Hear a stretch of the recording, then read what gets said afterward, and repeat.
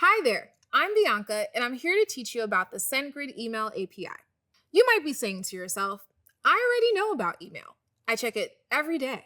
It's a few taps away on my phone, and it's always open on my laptop. What we're going to talk about is different than figuring out the best labeling strategy to keep the conversations in your email inbox organized or how to stay at inbox zero. I struggle with that. We're going to talk about the infrastructure behind your inbox. Behind your inbox, there's a whole ecosystem of ones, zeros, APIs, and beautifully architected code at work to get your emails to you. And that same ecosystem also works to make sure your inbox is a peaceful place. It filters out emails that are less wanted or less relevant to you and your needs. When you put that ecosystem under a microscope, you'll see that it's full of activity. It's full of large and small businesses, email inbox providers like Gmail and Yahoo, and more. Templates, IP addresses, marketing automation, and tools that help emails get to where they're supposed to be going. If you don't know what to look for, it can all seem a bit overwhelming. But luckily, we know a few email experts that can show you what to look for and how to be a part of the stellar email ecosystem. That's all to say, email is a complex and wonderful world that stretches far beyond your inbox. In this Liftoff tutorial, we're going to teach you how to master the ins and outs of Twilio SendGrid email API, so you can send marketing or transactional emails at scale. So what exactly is the SendGrid email API? How does it help you jump into the wonderful world of email? We'll explain. First off, we'll call it the email API for short. We're on friendly terms with the API, so I think it's cool. Secondly, and simply put, the email API is a tool that businesses use to get their email from their organization to their customers at scale. So how does the email API do that? When you need to notify thousands of passengers about a sudden gate change or flight delay, every minute counts. You can't manually send individual emails one by one from the airline's customer service email. By the time you finish, passengers would have already missed their flights. When you're sending email at that scale to thousands of people and with that urgency, you need those notifications to be delivered instantly so passengers can make their connections and flights can depart on time. You need the right tool that's built for the exact needs you have to reach an audience via email, fast, efficiently, and at scale. SendGrid is kind of like the air traffic control system of email. It coordinates and manages the flow of thousands of messages smoothly and safely to their destinations. It's working 24/7, just like airline operations. That's where the email API comes in. The email API is the engine that businesses use to send critical updates out to their customers instantly, whether it's gate changes, delay notifications, or boarding passes. Whether we're updating passengers about their upcoming flights in marketing emails or sending them receipts for boarding passes in transactional emails, Twilio's email API helps businesses get critical communications to their customers reliably and fast. When you're looking at an email in your inbox, you're looking at a finished product. You're looking at the proverbial smooth takeoff and landing. You don't see the pre-flight checks or the coordination that goes into delivering you that perfect travel experience.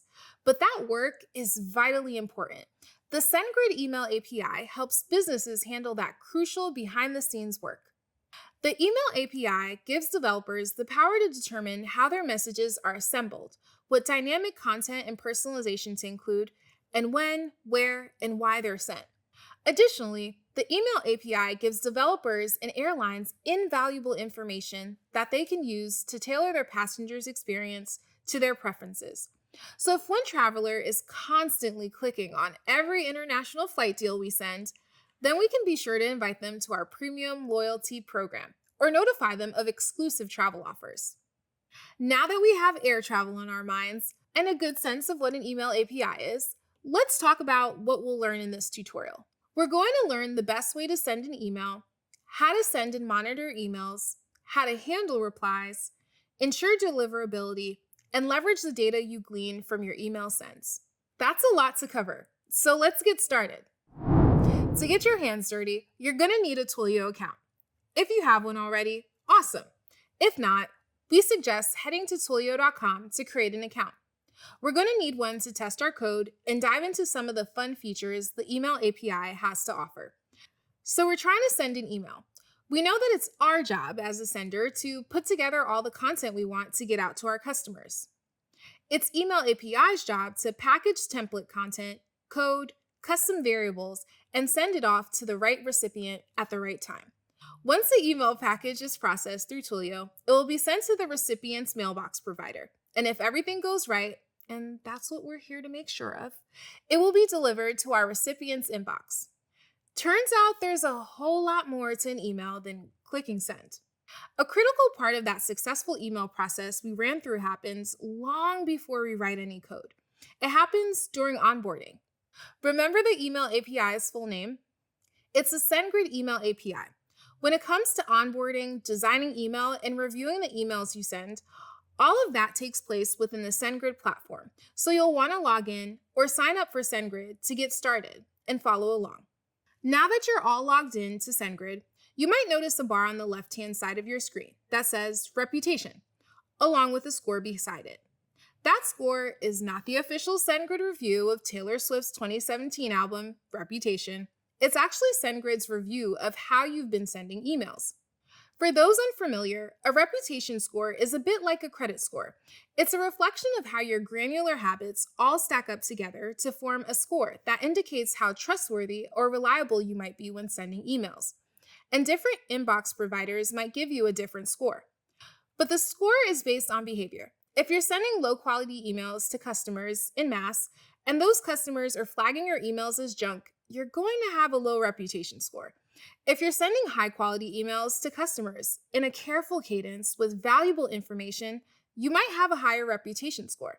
SendGrid takes the basic reputation score one step further. We use the SendGrid Engagement Quality API to give you an in-depth, high-def look at your email behavior.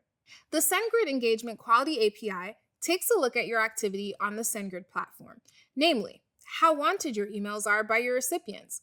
The level of appetite your recipients have for your emails is closely related to your deliverability rates. So SendGrid tracks the critical metrics like engagement, recency, unique open rates, bounce classification, and spam rate. It crunches all that data to show you how wanted your emails are. That's reflected in your SendGrid Quality Engagement Score. The more you know about how your emails are performing, the more you can dial in on your best practices to boost deliverability rates and connect with your users. Speaking of those users, we should send them an email. But before we get to writing code and testing out this email API, you should have a few concepts down. Remember the airline we talked about a few moments ago called Owl Air? Well, that carrier's aviation expertise can teach us a lot about sending great emails. To have a great travel experience, you need to have great pre-flight systems in place before you take off. The same principle applies with email. Before you start sending, you'll need to know how the key components of an email, like your email send list, status tracking, reply handling, and deliverability, all impact your email operations. Let's start with setting up your email list and defining the content in it. So if we here at Owl Air know that there are 5,000 passengers that frequently fly out our international routes, we might want to let them know about this double miles promotion we have going on. How would we build out an email to send to them? We've already heard from our developers at Owl Air HQ that if they have to use tables or hard code an email from scratch again, they will go on strike.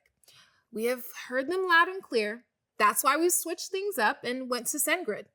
With SendGrid, you can use a tool called the Template Builder. The Template Builder gives developers all the control that they need to build dynamic emails without all the hassle of wrestling with less than stellar email software or putting a ton of manual effort into getting a template off the ground. With the Template Builder, you can use handlebars to build out templates. This makes populating emails with dynamic content a whole lot easier. You can use SendGrid's visual editor to build out templates fast and then dial them in as you'd like with your own custom code. So let's say we had one email template going out to our audience that loves domestic flights, and we wanted another template to use when we send emails to our audience that loves international travel. This template features more pictures of our international destinations to stoke interest. With SendGrid's email template builder, we can flip a switch and switch from one template to another. It's that simple, and it's that powerful. And most importantly, we can control everything about this with code. Odds are, the more personalized or tailored your content is, the better it will perform. Imagine your email like a conversation between you and a friend of a friend you were just introduced at a dinner party. Your conversation is going to go much more smoothly if you share a few of the same interests that are personal to you. Maybe that's a shared hobby or being fans of the same sports team. What matters is that the content of your conversation is personal to you both.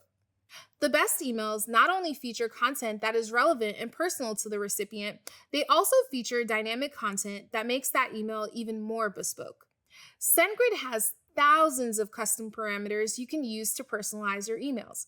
From custom name variables you can use to greet customers by their first name to custom templates and more. Let's say that we send a flash sale email to both our domestic and international travelers. Afterwards, we probably want to make sure that email was sent successfully.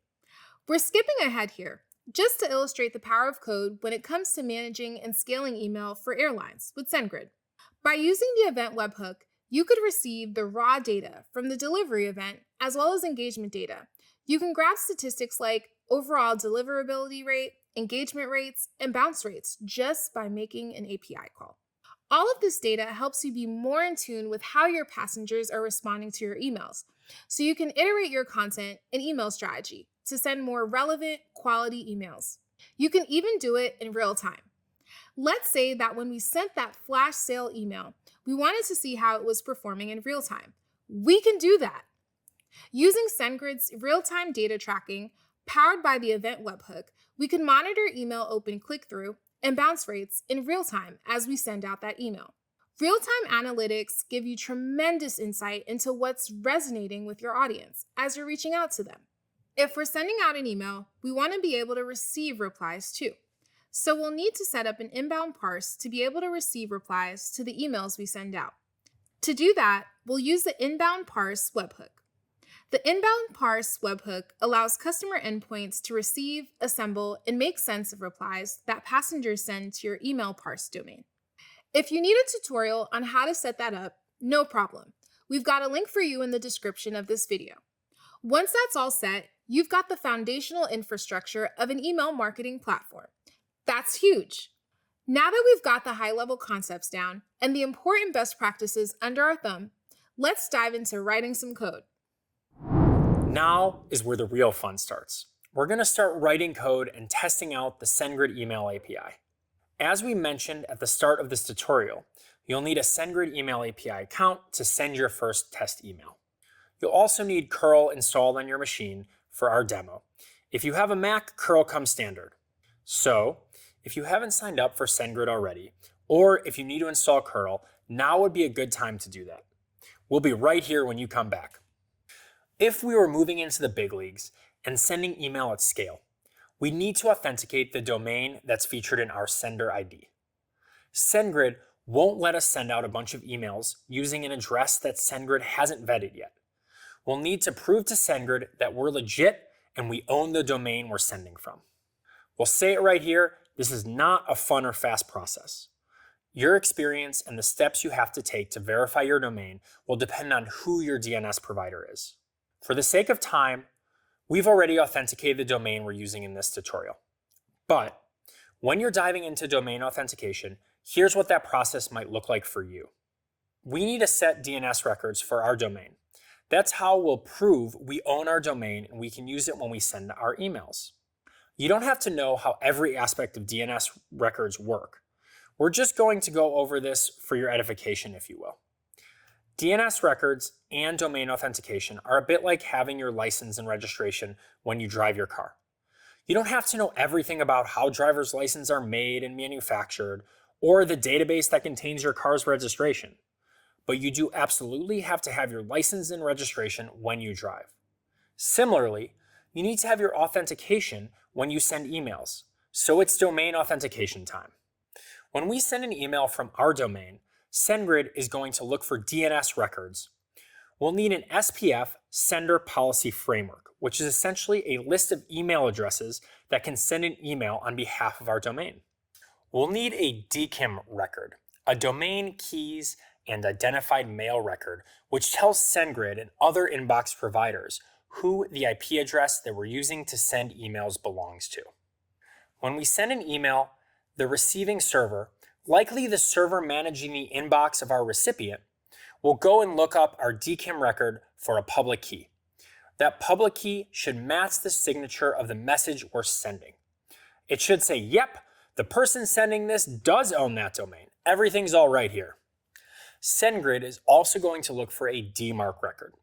This is essentially a text record on our DNS, the place that holds our domain, that stores our DMARC policy. A DMARC policy is a domain-based message authentication reporting and conformance policy.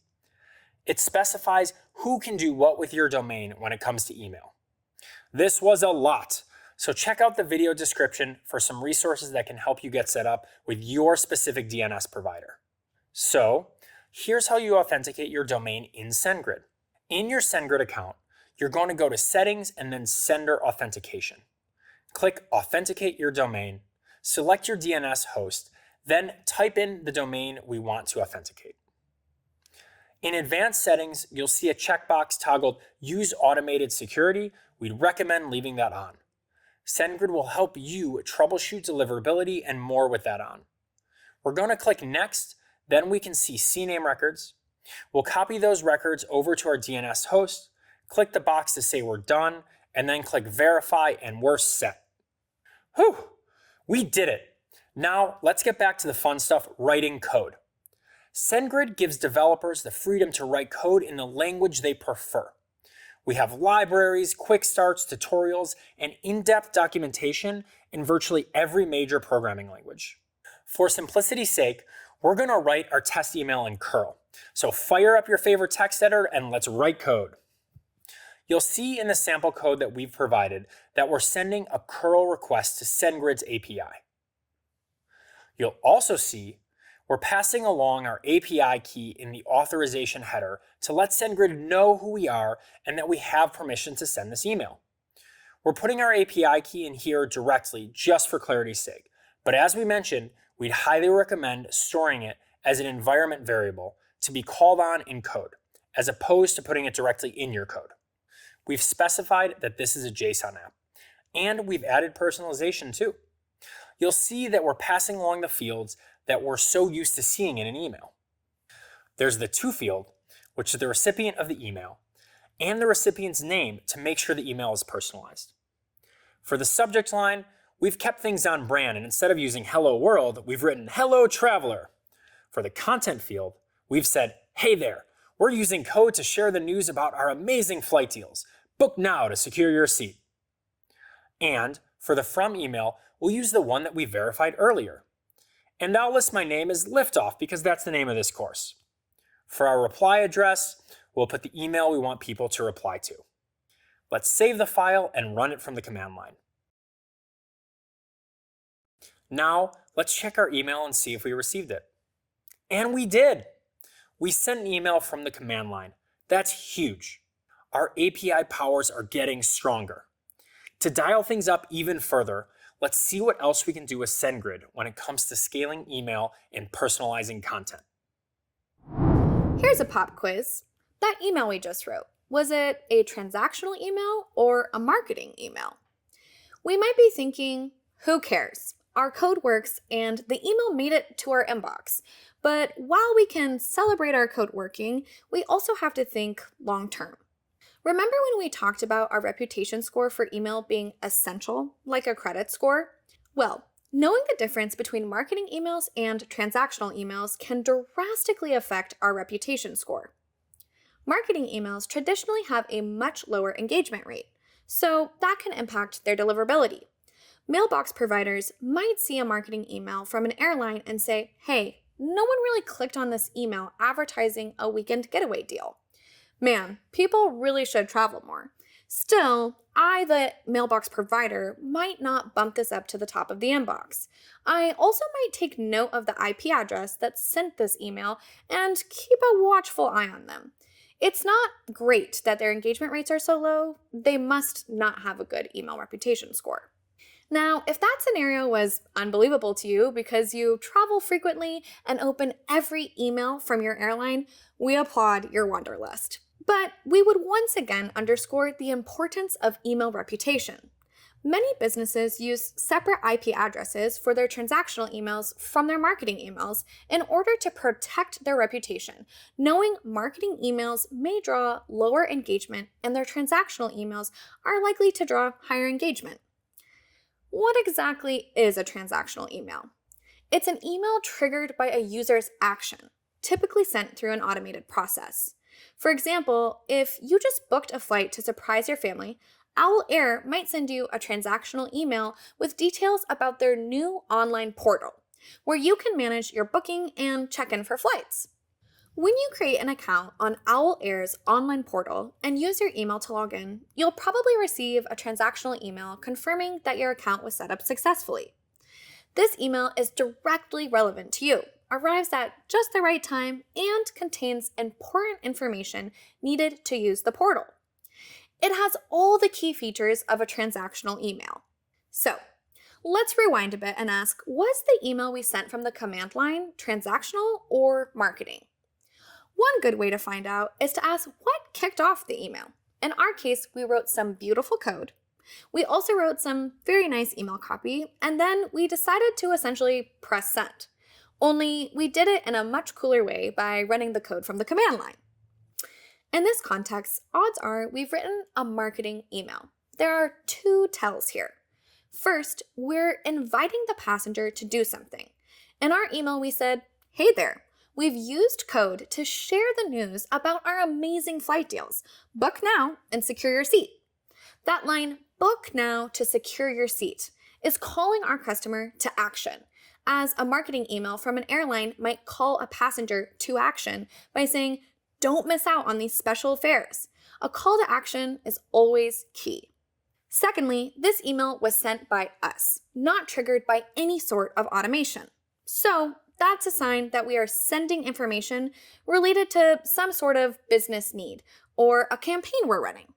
In other words, we're marketing to our customers. Whether you're sending marketing or transactional emails to customers, you want to go a bit further than just addressing them as customer.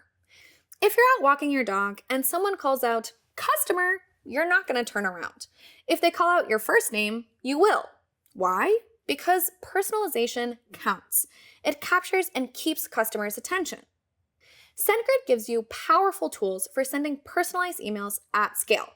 You can craft different email templates to use for specific groups of customers, making sure your email designs are tailored to the type of content you're sending and the group you're sending it to. When you're welcoming a customer to your business, you might use a template that has the look and feel of a personal letter from the CEO. When a customer upgrades their account or reaches a milestone with your business, you might have a GIF-filled celebratory email template for the occasion. Templates make sure that you're not reinventing the wheel every time you need to send an email. You can also pass along arguments to really make your content dynamic and personalized. For example, let's say that we're writing an email that went out to passengers after they booked flights with Owl Air. We'd need some sort of way to populate their itinerary in the body of our email. We could do that using arguments. We could define and pass flight details and passenger information as arguments and say the following. All of those arguments will trigger variables to be passed from our database into the email, so the passenger we're sending the email to sees their exact booking reflected in the email. You can pass along custom arguments as well, defining variables and how you'd like them to tie together or affect one another. The choice is yours. Now, let's fast forward a bit. Let's say our email operations for Owl Air are rocking and rolling. We're expanding our routes, we're flying to new destinations, we've got tons of passengers, and we've got a lot of email addresses from those passengers. We've been organizing these passengers into well thought out segments so we can send tailored, personalized emails that are relevant to their travel preferences. We're so adept that we can send an email out solely to our first-class loving travelers in Seattle who who frequently fly to Tokyo.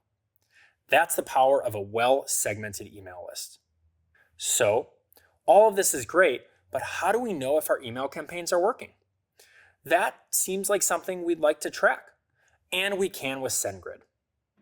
Let's say that our group of first-class travelers all open our emails.